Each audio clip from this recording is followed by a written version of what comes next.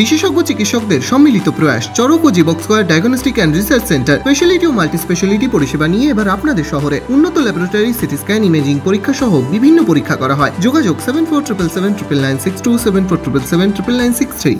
রোমাশিয়া এলাকায় বাসের ধাক্কায় মৃত্যু হলো বাইক চালকের।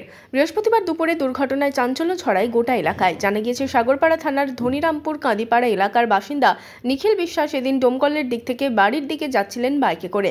পথে বারোমেশিয়া এলাকায় একটি বেসরকারি যাত্রীবাহী বাস তাকে ধাক্কা মারে। রাস্তায় ছিটকে পড়েন ওই ব্যক্তি। মাথায় হেলমেট না থাকায় মাথায় গুরুতর চোট পান এবং ঘটনাস্থলেই তার মৃত্যু হয়। আরাম করার ক্ষেত্রে আমি বাড়ির ভিতর থেকে দড়ি দিয়ে দেখছি ওই লোকটা গড়ছে, মোটরসাইকেল অ্যাক্সিডেন্ট করে গড়ছে ওখানে। আর আমি দলে থাকো তোমার লোক মেরে গেল, পানি নিয়ে দৌড়াও। আমি ওখানে টিউবওয়েল থেকে একবার না পানি লিজে মাথার মগজ বাড়ি গেছে, মগজ নাই, গলি গেছে। আমি ওইখানে পড়ে আছে, কাউকে কিছু লাগতে দিয়েছিল না। খবর পেয়ে ঘটনাস্থলে পৌঁছয় পুলিশ।